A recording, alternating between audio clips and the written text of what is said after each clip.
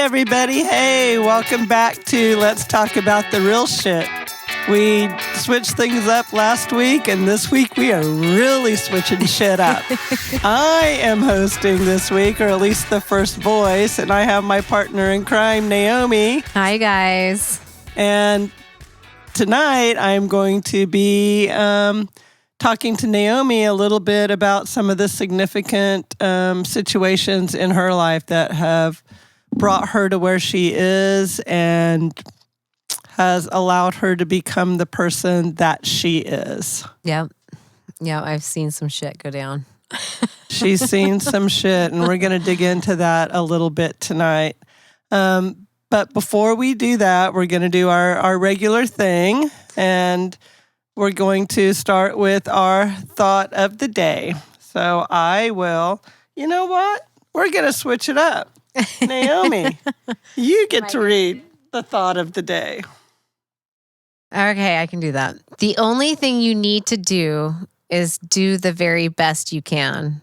Once you've done that, the only other thing that matters is that you enjoy yourself. That's been a good theme of the week for sure.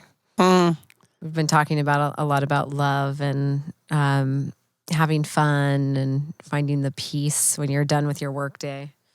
And being your authentic self, right? So when you've done everything that you can do to the best of your ability, then you just have to let the other shit go. Yeah.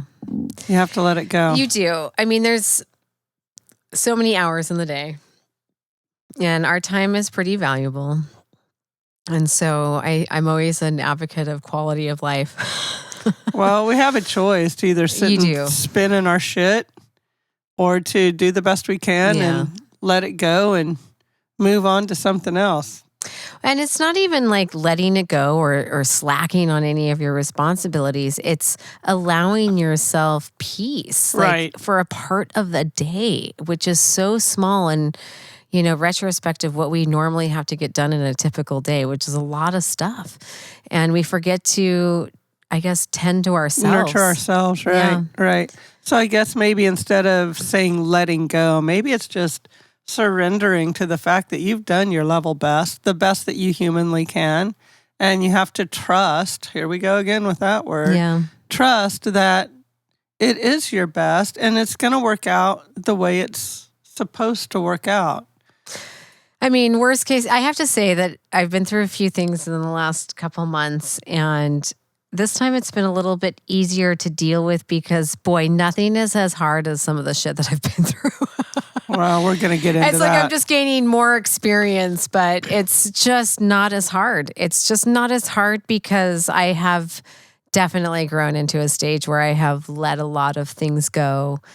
And I only engage certain things or allow certain things into my world because, like we said, time is valuable and we got a lot to do.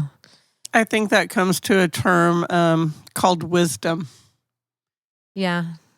Wisdom. Or the I don't give a flying fuck 40s. Well, there's It's like the dirty 30s, the I don't give a flying fuck 40s, the fabulous 50s. Fucking fabulous shit. 50s. The fucking fabulous 50s. Let's just add that to it. Yeah, we will. The fucking fun fabulous 50s. I could go on with more F words. This has come up a lot in my car about my age, because I've been reaching out to a lot of younger women. Hi, new friends. And I've been very open about my age, which is 42. I just don't care.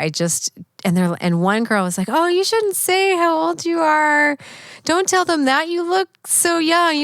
This is what I guess, which is like way off, like maybe a couple years older than my son, which is really sweet, but they're just obviously not looking closely.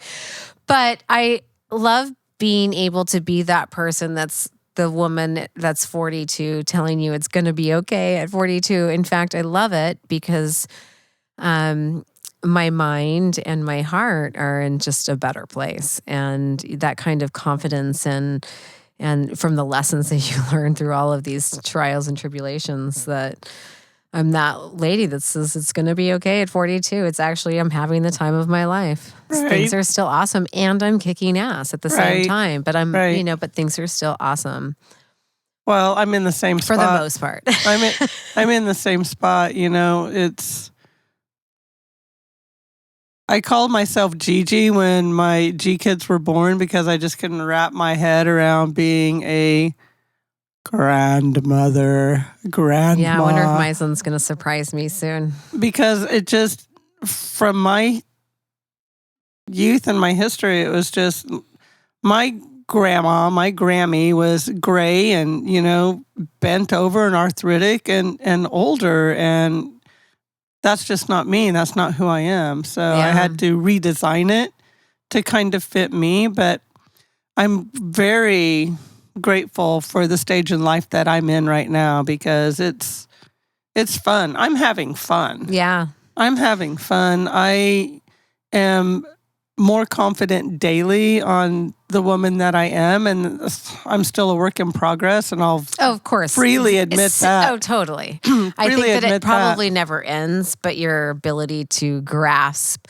what you've learned and really take it to heart, right? All of the things we've been through, we're like, wait a minute. Now we have the ability to kind of slow it down and change the pattern because we've seen the pattern within ourselves.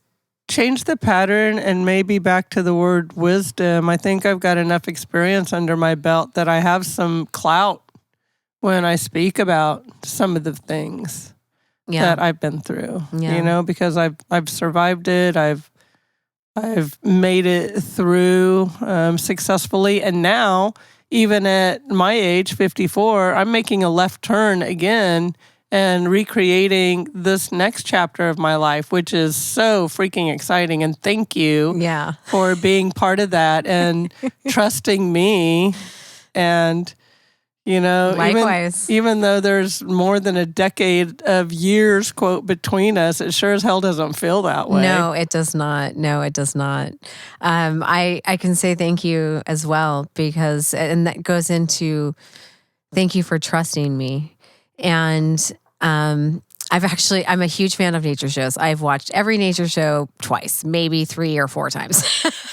Huge fan. And recently I've been watching on Disney Plus the story of the great white wolf, and it's a season. And these wolves are surviving in the tundra and they just can't do it by themselves. I mean, this is a strong creature, a very strong creature, but they need the pack of people to bring down the ultimate, like, all right, this is going to sustain us. And I feel like we're kind of heading in that direction in life. And I'm so thankful for my neighbors and where we are on this island in Portland. It's so special.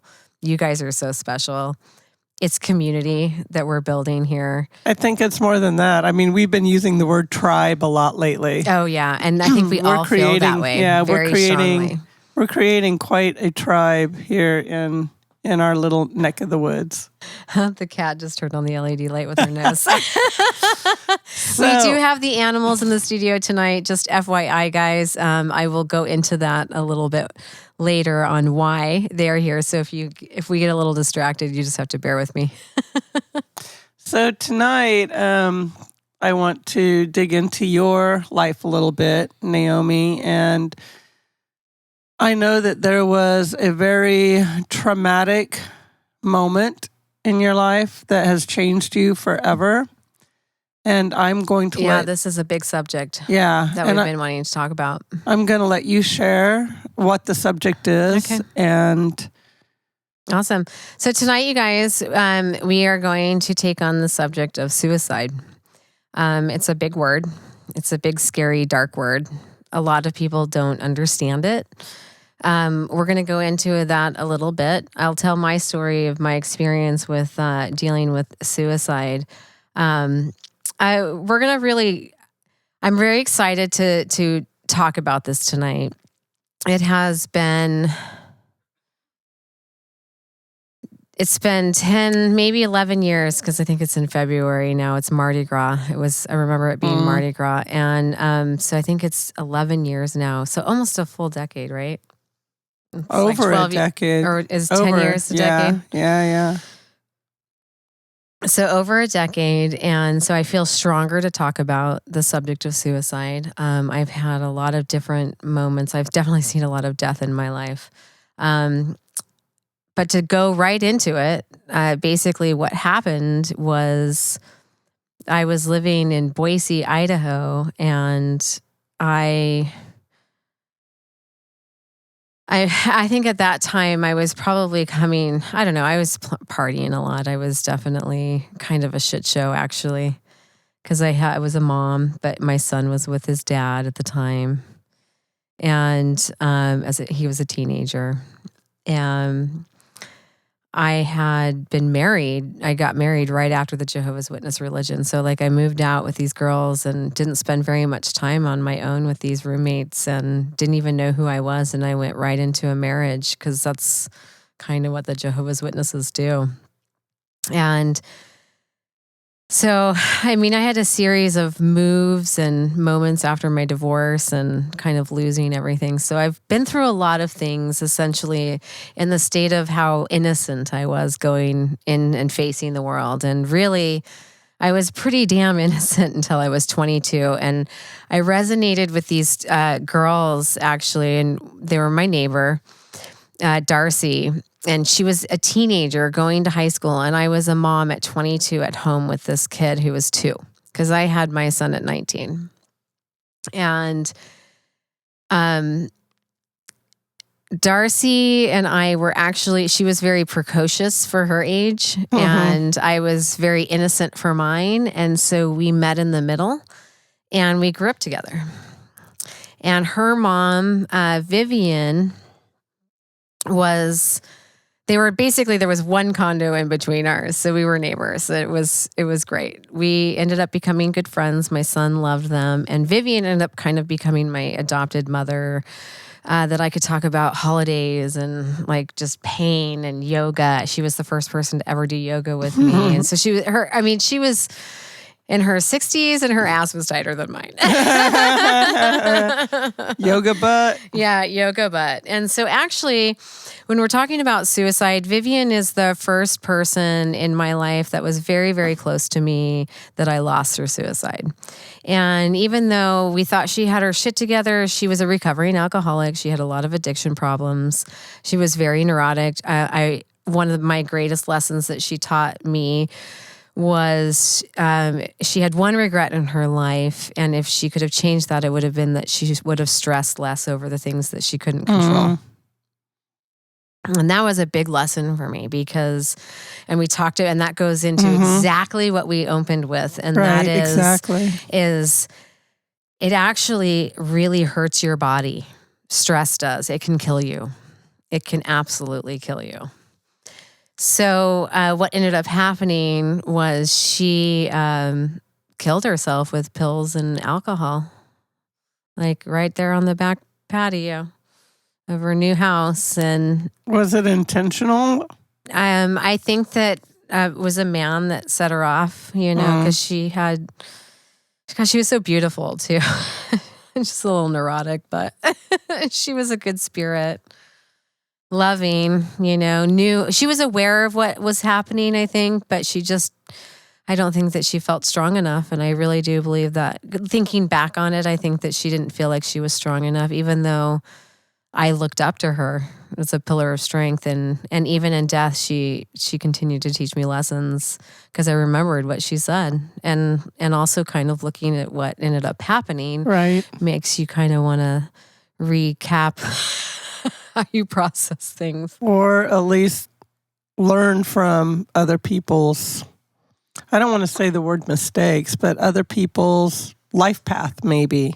The choices that they made that didn't really work out so well. Yeah. Well, I was so innocent. I didn't know about anything. I was asking her all kinds of questions. So that was really the beginning of my spiritual journey of who I was, because I left the Jehovah's Witness religion and was a DJ at raves. And well, that's a switch. I didn't even know about drugs when I first started throwing raves. And that's the funny part, is that it was pretty drugs. There was a lot of drugs at those parties. And I was so oblivious to it. And I think the first party that I really recognized that people were actually high, because they were super high, I got so mad. I got so mad because I was like, this isn't about the drugs and being high. It's about not having that and finding the high and da-da-da. Anyway. High on just the music. High on the music and the life and the dancing. It was right? amazing. Good times. I honestly have no regrets about how it was that I grew up because I was actually able to maintain my innocence a lot longer than most people. And now that I've seen the world that I've seen, I kind of cherish that. You still have an innocence about you. You do. You do. Yeah, I got people around me, though, that are my protectors. And I have my dog, Felia, who's a pit bull, and she's my emotional support animal, which we're going to go into that a little bit soon. But I love my animals. I got my little protectors, although she wouldn't hurt a fly, really. She just intimidate the shit out of you. So yeah, after Vivian died, that was kind of the first suicide moment that I had. And then I don't know, a lot had happened. And I went to Boise at one point. So this is 11 years ago. And I described that summer a little bit. It was the moment when I wasn't on the streets, but it was as close to being homeless as it gets. I was a girl, so I was lucky. I mean, I had places to stay. I had friends. I had a few nights where I ended up in weird spaces, had weird dreams. And I remember going through a really hard time, and so I was just kind of squatting, in places, and lost everything. I felt like I had lost everything. And I met this gay man, Timmy. We would laugh and you could hear us like 2 blocks away. So why don't you tell us a little bit about how you met Timmy? I met Timmy. I think I feel like I went to his house for the first time. And I immediately looked at his bookshelf and I was like looking at his art, and I loved his art. I loved his tarot. I loved his books. I mean, oh my God, we just got along so perfectly, like from the first second we met, and it was very passionate friendship. We just loved each other so much. He was a young gay man. I met him when he was probably 21. Like, he was very young. Did he know he was gay at that time? Oh, yeah, he was so gay. Okay. He's been gay his whole life, and I do believe that his mother, was good with that. I feel like that she was good with that. But so, yeah, Timmy and I met that way, and we were having a great time, and we actually both needed a place to live, and we found this place that we could rent, and I think that we were probably paying like $150 each because it was the attic of a pink house in the North End in Boise. Little pink houses. It was a pink house, and you could see the attic window, but you could tell it was a grow light because there was more plugins. They were everywhere in that like space, and it was really cool. It was kind of the whole space. So it was like a studio apartment. That's what you were attracted to. It was a garden room. And you had to climb up a ladder. You had to climb up that classic like pull down wooden ladder to get up there. And then but it was Boise, and it was wintry and cold, and it was so fucking cold. It was so cold. And we had this heater that would make these noises. It was like all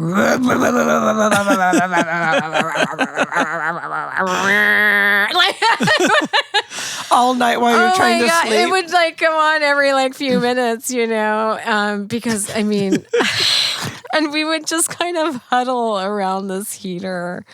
And I had a calico cat at the time, and he had 2 little dogs, Daisy and Hobart and Lexi.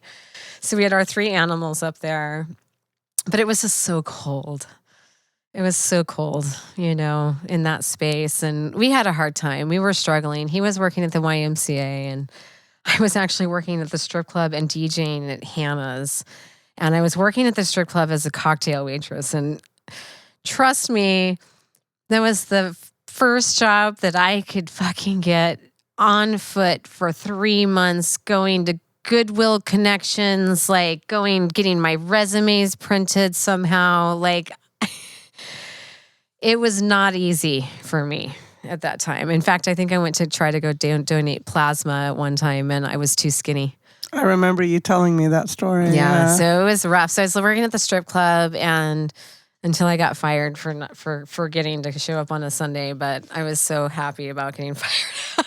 I hated that job because I hated the things that I was seeing. Yeah. I've seen, strippers being carried out one by one because they got roofied by another stripper because they wanted the business. And I remember calling Uncle Bob with all my biker boys, Uncle Bob, and all the firefighters. They would just come and hang out with me and buy my shots so that I could actually work. And that night when they got all roofied, I just sat with Uncle Bob and we just all drank my shots and sat. And that was, I didn't give a fuck. I even called my boss super upset. I was like, this isn't okay. The shit that goes on. So who was roofing who there? It was a stripper. It was a stripper that roofied another stripper.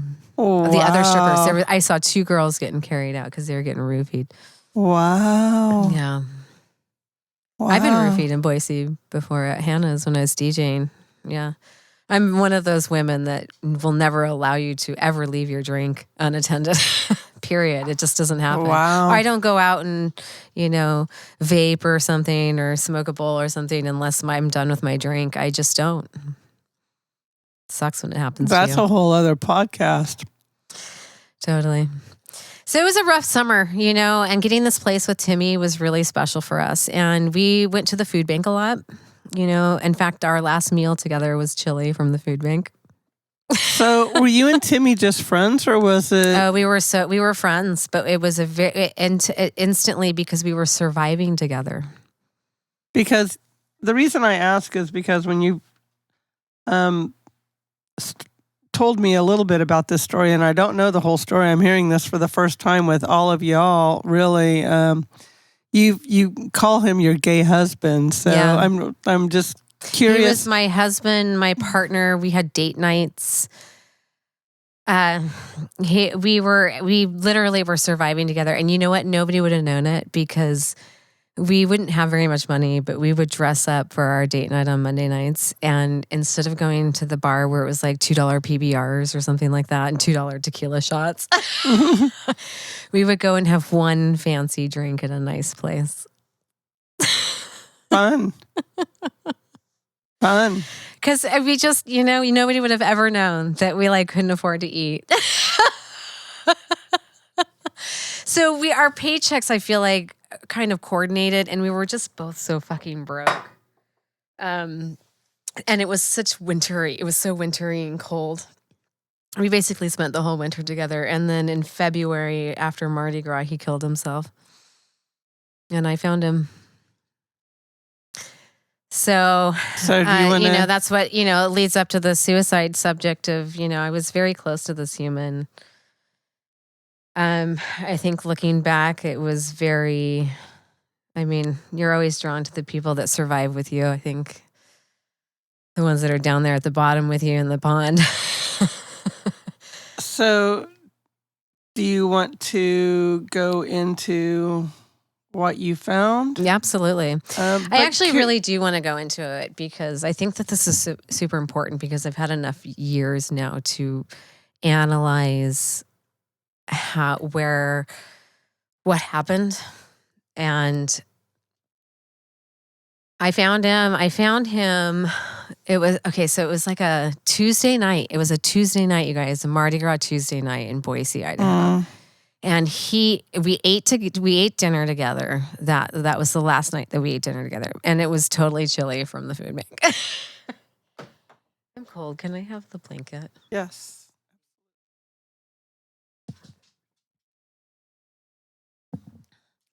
It's all wintry, or maybe it's just that I'm talking about this and remembering the snow. Okay, so we had chili and cornbread, and the next night after Mardi Gras was a Wednesday night, and it was a pretty big. I was like a resident DJ at this local bar down there. Just played top 40, which I fucking hated doing. But I loved the Hannah's family. They were really good to me, and it was one of the easiest jobs I've ever had. And I was basically drunk the whole time. And you were with music. You were at least with music, right? Yeah, it was pretty much my savior. So it happened like Tuesday night was the Mardi Gras, and then Wednesday night I remember this happening this way because it was the only time, it was literally the one night a year that I got to play on Wednesday nights at Hannah's as the DJ on the main stage, because my stage was like up above hers, and Rocky Johnson was this diva that sang at Humpin' Hannah's, and so that was my gig. That was my world for a long time. And I was going to just basically take the whole night and just DJ and have a good time. And it was whatever I wanted. And so what happened was Tuesday night we separated for Mardi Gras because, of course, I had to work. I had to DJ that night. And he went and partied with all the gay boys because he was a gay man. And he was 23 years old. And from what I understand, he had done some drugs, like some E, but not very much. In my experience with E, your serotonin level doesn't drop that quickly, like when you're high. I feel like there was something else that was up. That night happened to be one of my fling's birthdays, and my phone got shut off at midnight because I couldn't pay my bill. So Timmy wouldn't have been able to call me. I went over to this house that I never would have done. I did not, it was just a strange, like, sure, I'll come over. Why not? Why not? Strange that I did that. I couldn't sleep all night.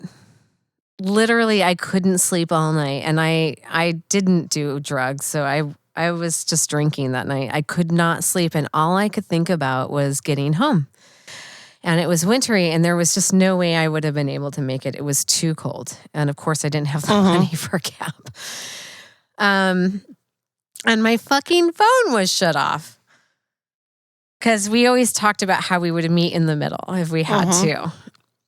And so that happened. And I couldn't stop thinking about like just how I felt like maybe we just needed to clean the space and make it super nice.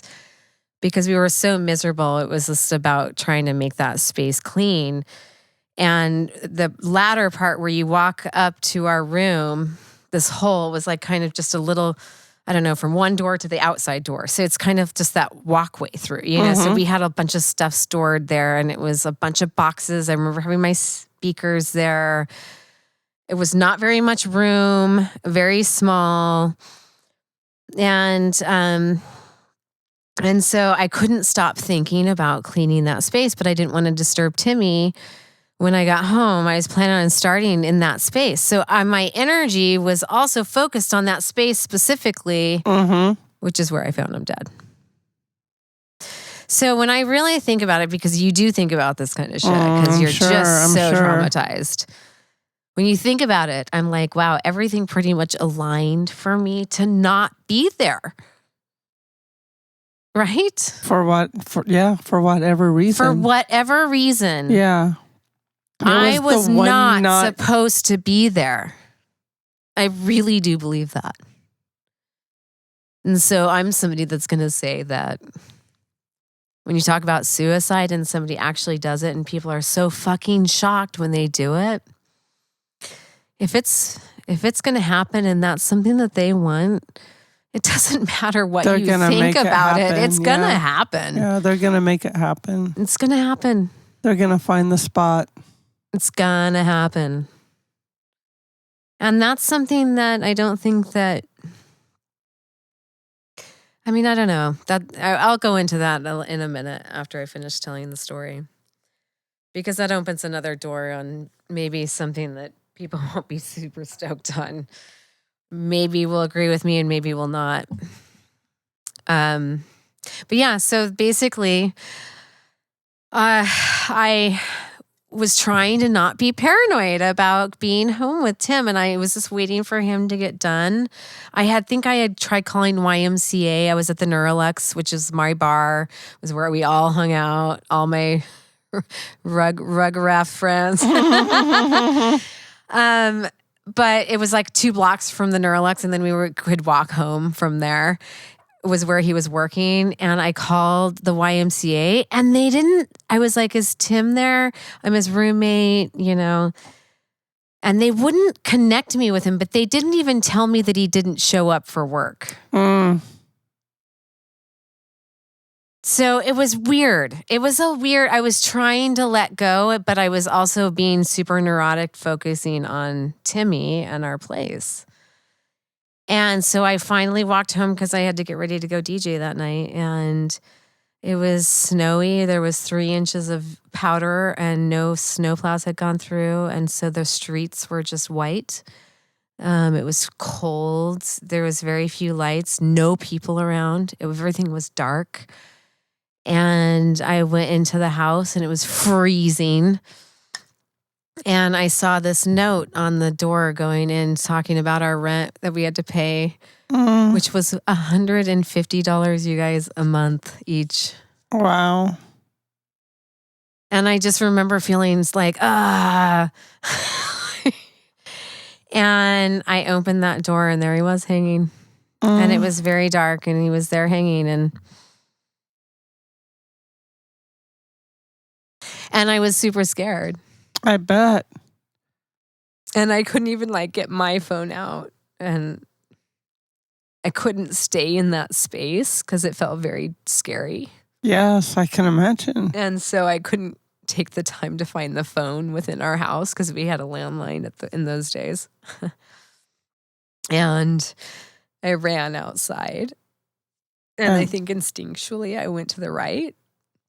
And there was this white picket fence that was 3 feet tall.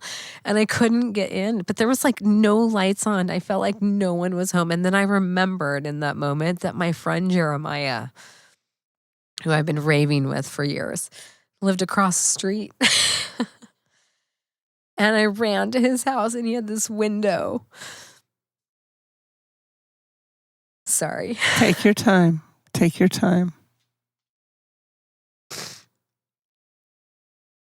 He actually moved from that house because he couldn't look at that window again after seeing my face. Oh my goodness. It was very traumatic. So he came and he hadn't slept yet, I don't think, in a couple days. So it was a lot for him to see. So he called 911 and I've never heard sirens get to a place so fast in my life. So I think even to this day, when I hear sirens come up behind me, it's for sure. Yeah. A trigger or a memory. Well, you just know that something at the end of that's not someone's good. hurting. Yeah. Yeah. Yeah.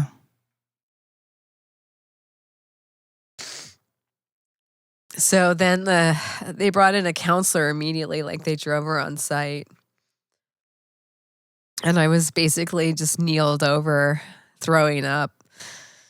And I was like, is it him? Is it him? And I called Jason, who was kind of like his gay brother. And our mutual friend, and I think I took the phone, and I'm pretty sure that he didn't understand a word I was saying. And I remember the cops taking the phone from my hand and explaining to Jason to get what there happened, and what had happened. So Jason was the first person that I called. And then his mom came. And that was the first time I actually met his mom, was that night. Wow. And Jeremiah, my friend across the street, was graceful enough to let us be in that house and talk about what happened. You and his mother? And Jeremiah and Jason.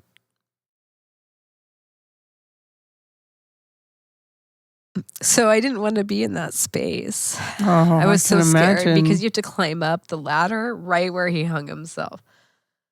Every time you go in and out of that space where we lived, where all of our stuff was, you had to climb past where he was. Him. Where he could have just stepped on the stairs and stopped himself. But that's not what he wanted.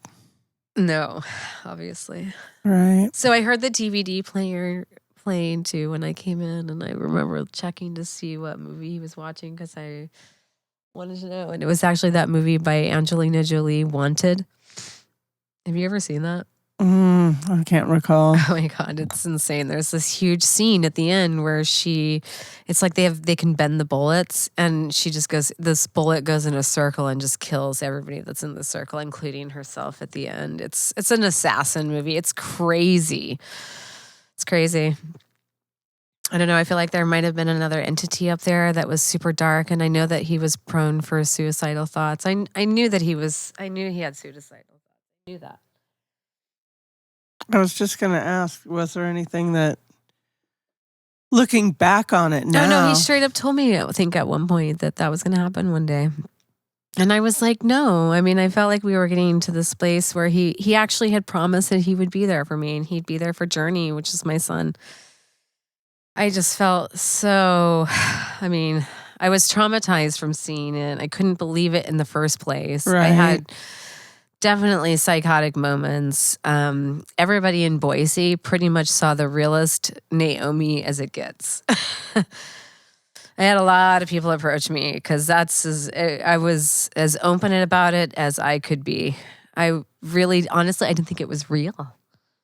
I had a moment where I thought it was a joke, and I started laughing. Like I was like uncontrollably laughing at this place. And it's like, this isn't fucking funny, Tim. Right. This isn't funny. You can come out around the corner now. This is bullshit. Yeah. Like I really didn't want to believe it.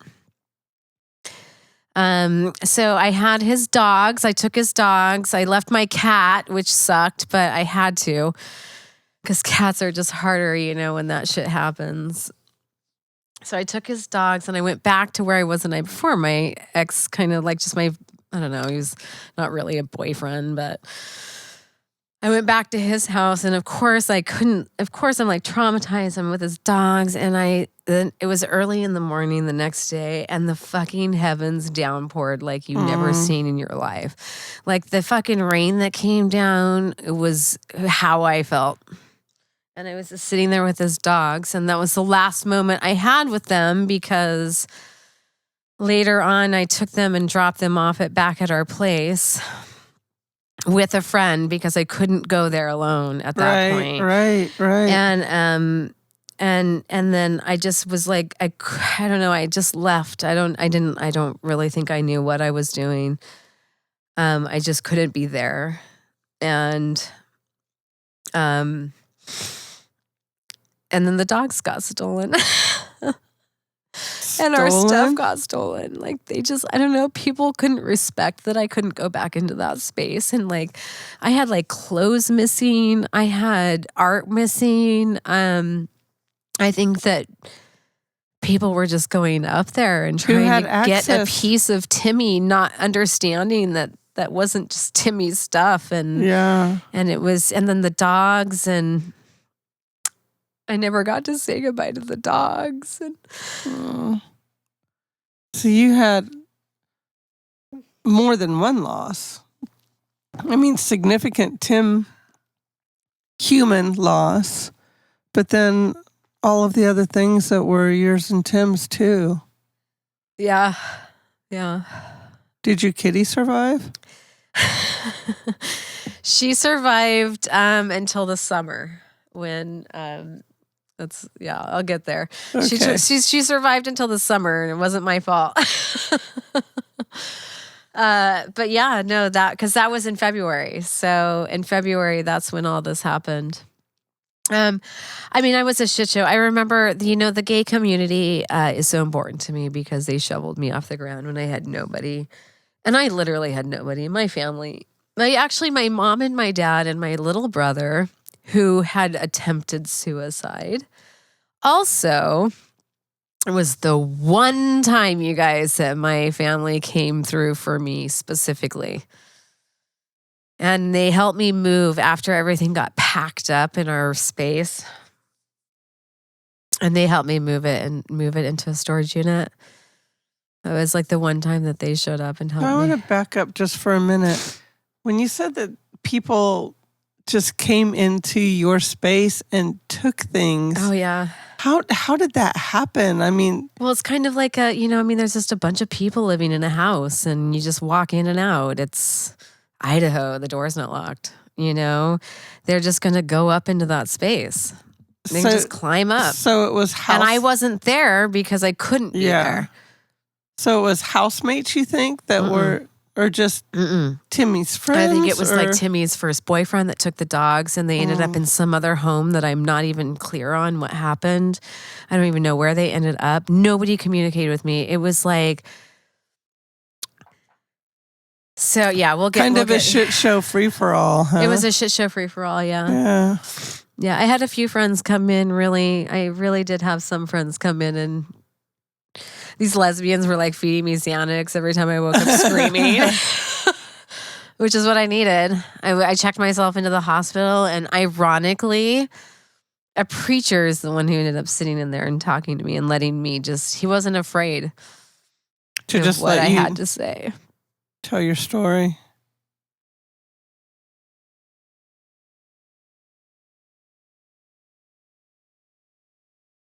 So after he died, when I had a friend of mine come up, Mark from Sun Valley, and we packed up the stuff, and I remember being really fucked up, and I remember filming this moment because I knew that this was the moment of the depths of despair for my life.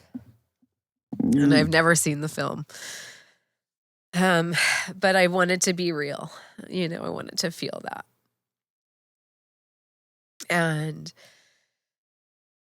so after we got everything all packed up, we went on an errand, and I ended up picking up U2's newest album at the time, which was No Line on the Horizon. And which was very significant because that was what the morning looked like. When we were done, we packed everything in the night. So we were up all night just packing. And so he had to leave, and all I had left, everything was all organized and packed and ready to move out. And I was, of course, in that time looking for clues, looking for notes, and trying to understand. Going through all of his stuff was very strange for me. And I had a boombox with a CD player, and I put in that song, and it was this, I don't know, I felt like U2 had sang that song in that moment, and I felt like I had never heard him belt out like in that sense where he was just feeling that moment. And this is the first time that I was alone in the space because Mark had left. Wow. And I'm not going to lie, to this day, I can still feel it. I felt Timmy come up behind me, and he bumped me on my back where like wings would grow, like right in that like shoulder blade area. I felt a tap with two hands, and then he whispered to the right of me, "It's time to fly, girl." Goosebumps. I've got goosebumps, everybody. Because I know that spirit talking to me. Timmy's here right now. He's here. I'm telling you. Totally is. I'm feeling it, so I'm gonna say it. So that was that. And then my family helped me move out, which was the one time. And I remember, you know what? This is actually a good thing to bring up because I remember having a moment with my dad, which is a whole other podcast. My dad was a Vietnam vet, and he's sensitive like I am in this world. And I feel like he was very traumatized from that experience. And he had come and helped me move all of my things out. And because he was a Jehovah's Witness, even though that wasn't my thing, I was still super respectful of that. So I was smoking cigarettes at the time, and my family had never seen me smoke cigarettes before. And I think I was at their hotel, and I excused myself, and my dad was like, "Well, I'm going to come with you." And then I said, "Well, I'm going to be honest with you. I'm going out to smoke a cigarette. I really need a cigarette." Right? Because if there's ever a time to need a cigarette, is that moment. And he still chose to come with me. So I gave him that option to be respectful, and I'll tell you, I was out there and I was crying, and I looked up at him, and because he suffers from PTSD and trauma from the war. And I looked up at him and I said, "I understand now the things that you have seen. And it wasn't your fault." And I see you. I understand. Some things you just can't unsee. I understand. Right. And I am sorry that you had to go through that. I remember having that moment, saying that to my dad. So even right away, I was still like, okay, this explains a lot. Right. This explains a lot. Yeah, it's crazy, right? What was your dad's response to that? I don't remember. It was just. I mean, I think it was. It was just your moment of truth. It was my moment of truth. Yeah, a profound moment for you to connect with your dad a little bit. And understand. Also, and also a moment I had with my brother, my littlest brother, Logan. I had found out that he had just tried to overdose on pills. I think that's what happened. And we're all packing shit out of there. And I look at him with fucking tears rolling down my face. And I said, this is what it looks like when you leave.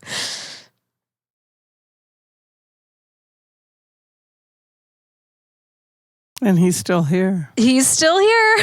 He's still here. Right? Oh yeah. I opened that gateway and that doorway for him. Maybe that's what Logan needed to see. That's part of why I showed that part of it, because reality I'm pretty slap sure in the face, that doesn't happen very often, where you're somebody who, is going to kill themselves, and then you end up helping your sister who found their best friend dead. Like this is as real as it gets. Right. That's as real as it gets. So, I think in those moments of severe pain and the darkness, I've seen it. I feel it. If I were to describe to someone who has never been through this experience, the best description that I can come up with to try to help you understand where these people and this level of darkness that you go to when you're this suicidal, when you're really, truly suicidal. Because you could be the happiest person on the outside, right? We've got a lot of examples. I refer to the show Stranger Things on Netflix. And a lot of people have seen that. And it's basically, I think it's the underworld or whatever they call it, the alternate reality. The upside down. The upside down. The upside down. And it's very dark and it's very scary, and there's monsters and you're sickly and you can't, you're not thinking about food or any pooping or peeing or you're not, that's not where you are. That's just not where you are. That's the darkness. Stuck in the darkness. That's how scary it is. And you wonder why they kill themselves. It's because it's that scary. They don't see me reacting, feeling hurt, of that loss and the shock and the cleanup. They're not thinking about that. It's scary. So I think that when you're somebody who has been able to visit that place, it drives me, and it's probably one of the reasons I am the way that I am. It's because I wouldn't wish that kind of suffering on people. It's some Jesus shit right there. Right. Right. Yeah.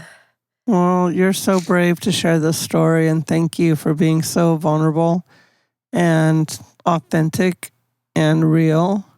And I know you have more to share. I'm just trying to give you a minute to Thank you. Capture yourself again and breathe and get back to where you are. So I went to therapy in Portland actually 10 years later, because I moved into these apartments. So 2 years ago, I couldn't have a pit bull on these premises. And so for the first time when he died, I found a therapist that was like, oh my God, a godsend. And I went every 5 days and fought for my dog. So that's Ophelia. Here she is. And right I here. ended up getting the help, opening up some, well, maybe even closing some doors. Closing doors. What do you mean? Like just, from the trauma, filling that space with something else. With Philia or just talking? With Philia and talking it out with a therapist. Yeah. It's both. It's definitely both. Yeah. It's like fighting for someone that I love, Philia, and getting the help in the meantime in the process. Right. And being able to heal yourself a little bit through that, right? Absolutely. Absolutely. Right. Yeah. Therapy, guys, therapy. I fought it. I fought it for a long time. Well, I didn't think I could afford it either. I mean, that's not something that we can afford when you're trying to survive, with eating. Yeah, but it was a shit show after that. I think one of the biggest things that's continued to be traumatic with that whole thing was not even so much the act of the whole moment, was that the pain. Because, when people grieve, they do fucked up shit. Well, people, sometimes you don't know how to grieve. How do you grieve that? There's not a manual on that. There's not people around you who have been through it. I mean, it's... Well, I think that people don't understand, can't get to this space where they can respect how someone else grieves. Right. And we're all grieve differently. Right. But that's been the most traumatic thing, was that, his family and friends, they all blamed Jason and I for killing him. So why? Talk about they that a made little up bit. this Why? story that the three of us had a suicide pact, and that when Timmy lost consciousness, Jason and I went out and partied. Is that who you were with? Fucking crazy. This Jason? Jason's the guy I called. He was the first guy that I called. But that's not who you were with. No. That's not the fling you were with the night. No. That was Joel. I was with Joel. It was Joel's birthday. So you weren't even with Jason, No. but there's a suicide, a quote, suicide pact, and the three of you weren't anywhere near each other. Yeah. Exactly. Wow, that's a coping mechanism. Jason, through some event that I didn't make with his family, and he ended up getting punched and kicked and beat up by his uncles or something. I mean, this is they attacked Jason and I. The family attacked straight up, have continued to attack us for 10 fucking years. 10 years. Attack you in what way? Oh, verbally, just verbally. So about 2 years ago, when I started going to therapy and I was starting to work through this stuff, I did a drawing, a sketching, where I wrote everything out around in the image that I saw. It was exactly how I saw it. But it was a stick figure drawing, but with all of the words. Oh my God. And I posted on his Rest in Peace Timmy site on Facebook, which is our private group where we all love him. And we deal with the pain together. Oh my God, it stirred up some shit. Such as? Just people were shocked and horrified, and they tore me into a new asshole, for putting that on Facebook in that kind of image. And Jason's going, she actually saw it in real life. Imagine how she feels. Right. But they're not thinking about that, My son was defending me. It was a big thing, and it's just continued for years and years and years. And actually, I'm going to post this podcast on there, because maybe if any of the family members want to listen in on this podcast and get a little bit of clarity on what happened from my perspective, I hope that this helps you understand that I did nothing but love him so much.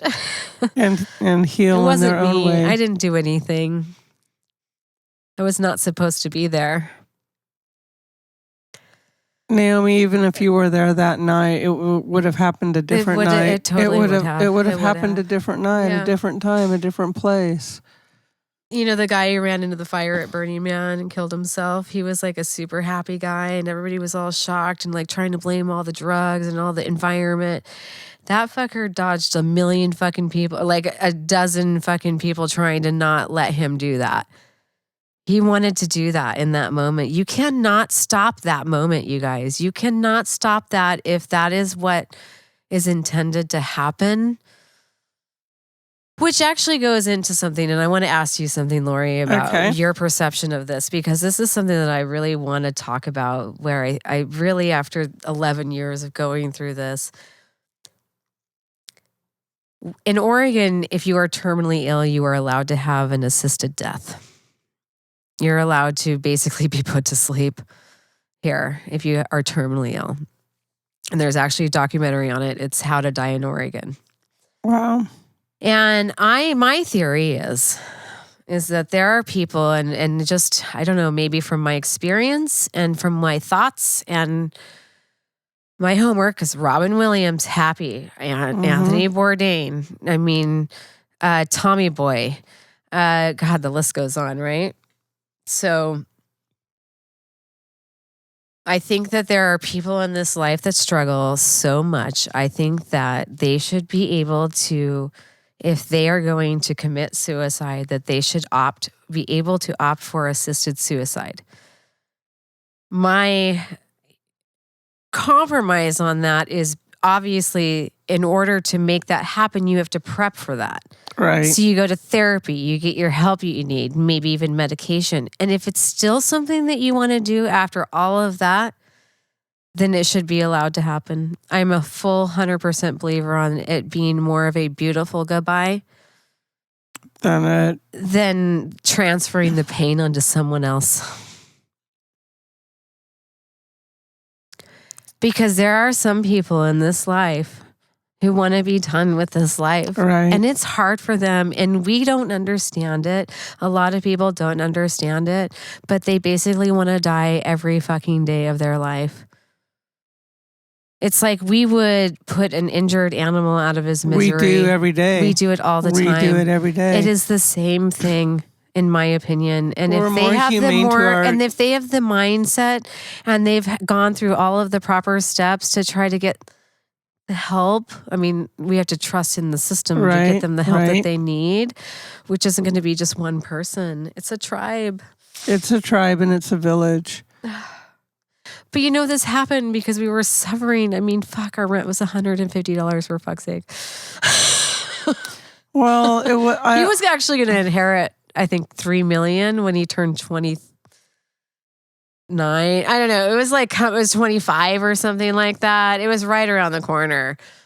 Well, from my gut, and I don't know Timmy at all, and I don't know your situation. I wasn't around it, but my gut's telling me it wasn't the financial. The financial wasn't the straw that I think that there's poking spirits. Timmy's heart. I think that there's other entities. I think that there's a lot of other factors, that come into play. There has to be multiple factors that we cannot see. Right. And I really do believe too that there are different dimensions playing at this game. Oh, there are definitely because when different your dimensions. mind and your spirit is weakened in that state, they prey on that.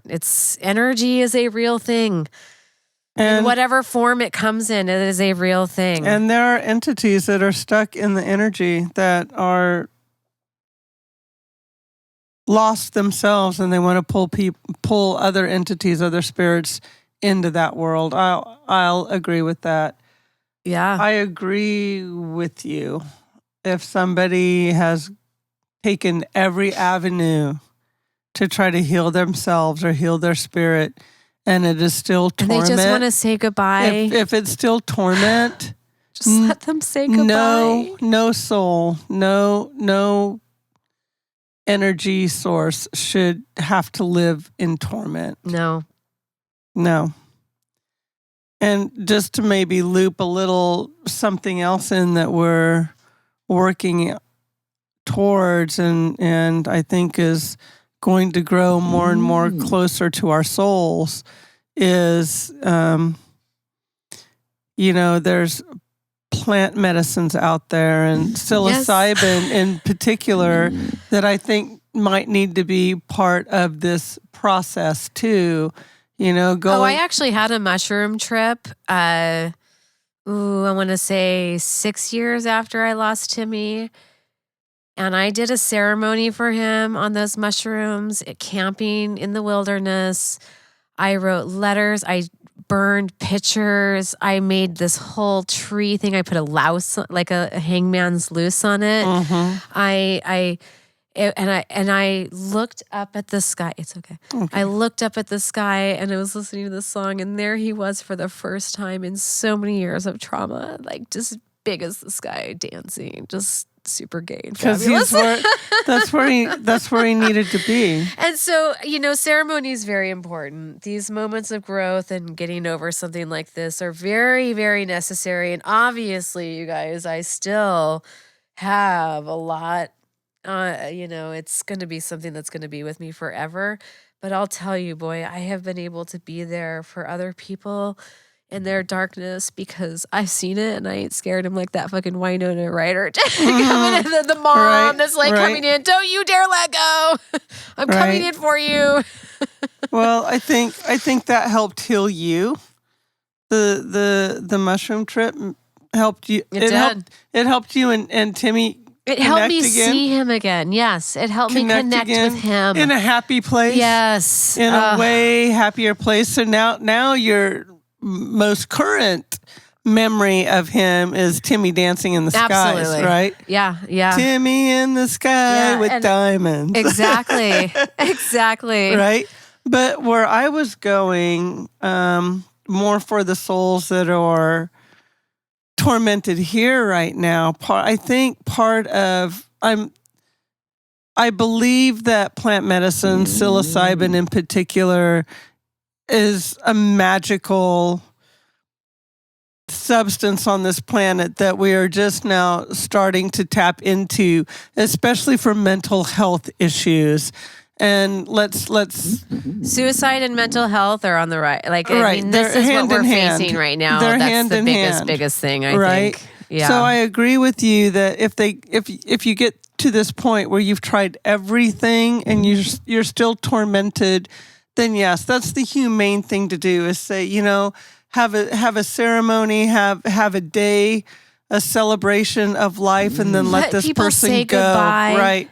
In peace. And then maybe even in that moment, like that moment, and this is real talk. This isn't like I'm looking for attention. Like there's people who, there's different stages of it, right? There's different stages of people that are suicidal, for sure. And I think that the ones that are going to do it aren't going to say shit.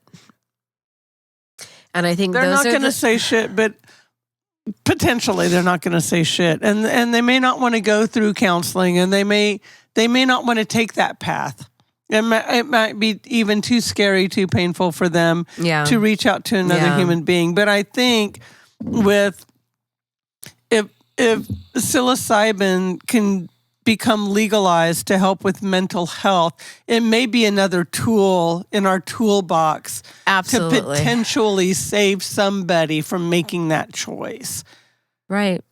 From making that choice. And I think that's kind of where our society, I pray, is going, that we get to use these plant medicines. It's mushrooms, it's herbs, our planet.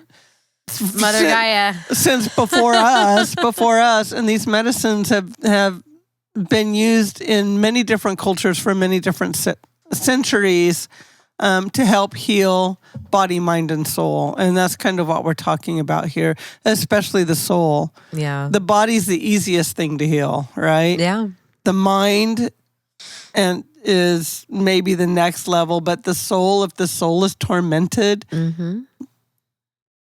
that's a whole different entity, a whole different. There's just levels of, the mental. When we talk about helping people, it seems like such an overwhelming subject for people, and that's probably why they don't talk about it a lot. It's too overwhelming. Well, and it's scary, and it's got scary. It is very scary, and it's got stigmas. Dark. It's got stigmas attached to it. Yes.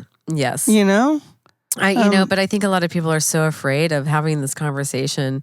I think that because of what happened to me and the type of person that I am not afraid of. There's no gray area with me anyways, even if I tried. I'm like all or nothing. But I with suicide and mental illness being on the rise, it is so important for us to nurture each other and to connect. And I think that the social media and the internet and all of that has connected the world, but has disconnected us as a species. And Agreed. And I think that we are all craving a lot more touch and affection and love. And honestly, shit's hard right now for people. And to be quite honest, I couldn't do this right now without my tribe, even financially. And that's the truth. It's like I see all of my amazing, smart friends like kind of struggling on and off in the last few years. And I'm like, why don't we just have a meeting of the minds? And then, and here you are. Well, and that's so you trusted me, and here we are. We're building this now. We're building this, and we're building this now. And part of this conversation is for the meeting of the minds, right? Yeah. And it's to talk about the real shit, and it's to bring some of these social issues that nobody wants to talk about into the light. Yeah. And it is real, and it happens to people. And this time of year in particular, I think the holiday seasons, the dark winter season is a really challenging time for a lot of people. And so I just want to say, have the conversation with somebody that you love if you feel like that they're in that dark place. Yeah.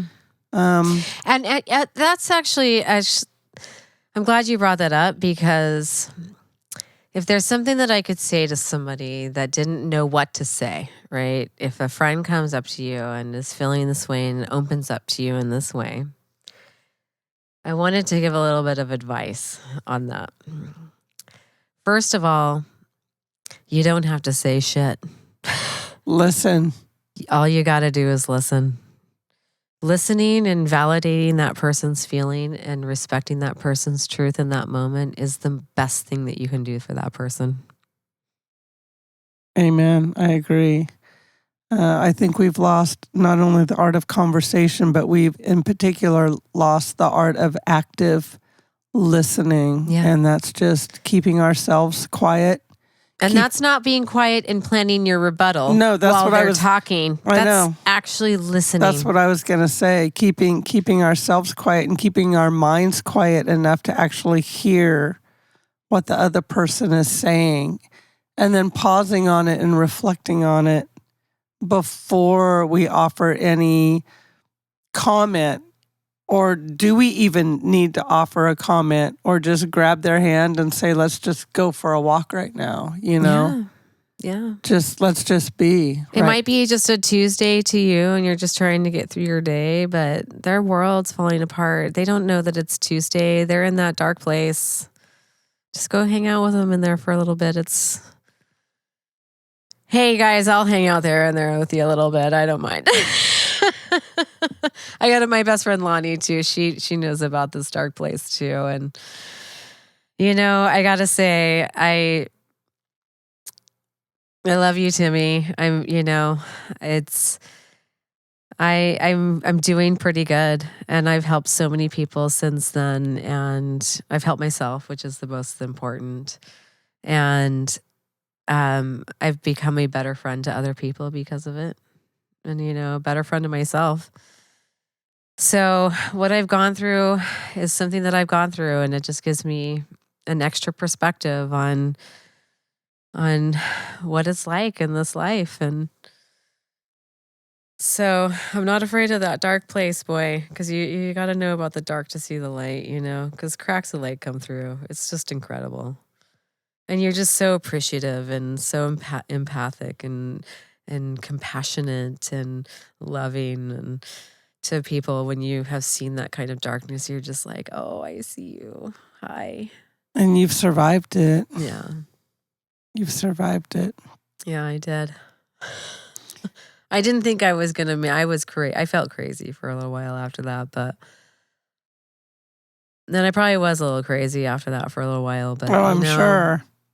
But for the first, since I've been with my husband, Jesse, it's And I don't know, it's been a lot of growing in the last few years. Probably since I've been in Portland, I've done most of my healing, which is just in the last 3 years. But yeah. And our magical little vortex here called Aiden Island. I remember living in LA with these friends and wrote this song about suicide. And it was actually for Vivian, who I first told you guys about. And it was weary days, sleepless nights, it's raining heartache. And you ask yourself, is this the only way? In this life, we stumble and we fall. Getting up defines who we are. Running away when you don't understand. I think it says, don't mean a thing, or doesn't mean a thing. Hold on for one more day. It's like, hold on for one more day. It was a song that we had written, for suicide. But I think a lot about that. It's like, hold on for one more day. I also think about that moment in The Lord of the Rings at the end where Frodo and Sam's his best friend in all the land, and his freaking finger got chewed off by Gollum, and he's like fall down the cliff and he's hanging there. And Sam, what does he do? He reaches down and you think he's going to fall. Frodo is going to fall, but Sam grabs his hand like on his wrist, with that tight grip. And then he says, don't you dare let go. I mean, that's that's the shit your right lifeline, there. That's the right? center. It's your friends, man. Right.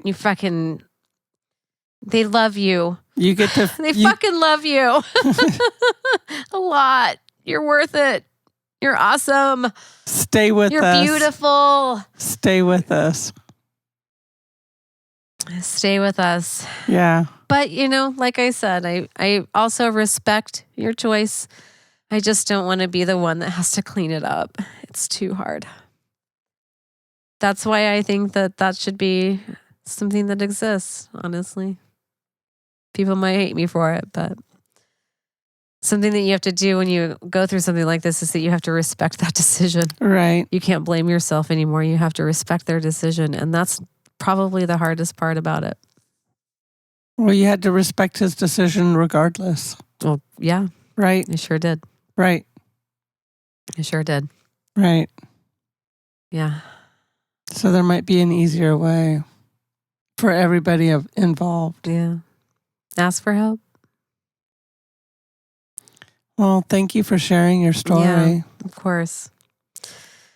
I think that, you got to talk about this, you guys. This is what connects us. Maybe some of my listeners out there will know a little bit more about me and understand more about why I am the way I am. We love you. We love you just the way you are. Just the way you are. Just the way you are. Now that song's going to be stuck in my head for a week. You're welcome. So let's switch it up. We're going to wrap it up, guys. I would love to talk about something positive. We always like to share what is good in our life. And I just wanted to shout out to my friend Sierra in Eugene, and she just had a little baby that was 2 pounds, 7 ounces, little baby Ira, and it's a little girl. She's doing good. That girl's a survivor like you and I. She's been through some shit, and we went on like a Code Red sister run that Lonnie and I did this weekend, and we love you, and you're strong, and you got this, and you got this, and girl. You're not alone, and just like all of you other ladies out there, you're not alone. Ask for help. We talked alone, about mamas, that in your podcast. You gotta trust that one human, boy. Can make a huge difference. And in that, let's just give out a shout out to entities like the Ronald McDonald House. Oh yeah, we stayed at the Ronald McDonald House. They were what a blessing for the families and friends, and totally. And what Naomi didn't know until she came back was my first child was also premature, and I've had to stay at the Ronald McDonald House for 10 days. They're so wonderful. While he was in the neonate unit. And yeah, so thank you.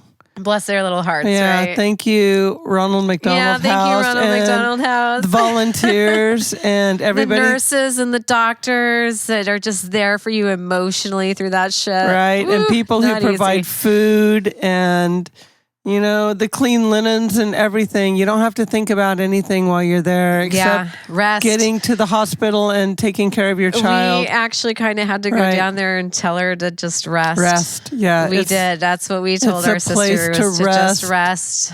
And clean yourself and take care of yourself and eat and keep your cup full so you can give.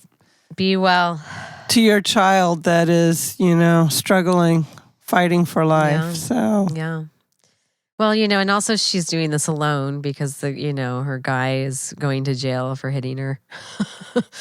Or it's like that's just a nutshell. Like I don't know the full story, but it's not okay. And that's and it's not that there wasn't love for them in their life at one point, but she is doing this all by herself. So Sierra, you got this. Little baby Ira, you're going to do awesome. And it was really fun and positive to go down and share that with her and go to Eugene and see all my old friends. And I got to see my old dog. Oh my God. It was the first time in 6 years that I've seen her that she remembered me. And I think I gave her 1,000 kisses. My little squirrel. Mm-hmm. So that was my favorite moment of this week. What about you? My favorite moment has been meditating in our garden. Oh, yes. Meditating in our garden in the beautiful, like almost California sunlight in the middle of rain and gloom yuck here in Portland. It's yuck today outside. It was just a beautiful, beautiful moment, and Philia is respectful and she just lays like she is right now. She just lays beside me and she lets me be in my space. And, she's a good girl. and our little seedlings are growing. Oh my gosh, it's exciting. We're going to do a lemon cucumber and we've never seen one or had one. We've got spring mix and bok choy and broccoli and herbs and the garden. The garden's been my happy place every single day. The Garden of Eden is what I call it. She calls it the jellyfish, but it's my Eden. It's kind of like living inside of a jellyfish. If you guys were in it, you would understand because it's super colorful like that. It's very, I don't know, it's just, it's got a lot of movement. So there are some pictures posted on our Instagram. Yeah. I'll post the new ones I took today of the sprouts because they're really coming through today. Or actually, I think they're considered seedlings at this point. And what's our Instagram? It's the RS Apparel. Yes. But you can click on it through our website, therealshit.net. You can click on any of our social media platforms there, as well as subscribe to our podcast on YouTube. You guys are what makes a difference and help us out. Share, have the conversations. Hopefully we inspire you and hopefully you've connected with both of us in the last couple of podcasts a little bit more. Yeah, it's been pretty deep. Yeah, it's like opening up. The next one, you guys, I think we're going to have on masturbation. It's going to blow your mind. Or blow something. All right, you guys, thank you for tuning in to The Real Shit. Remember to go to therealshit.net. And remember to... be a nice hole. Good job. That's a take.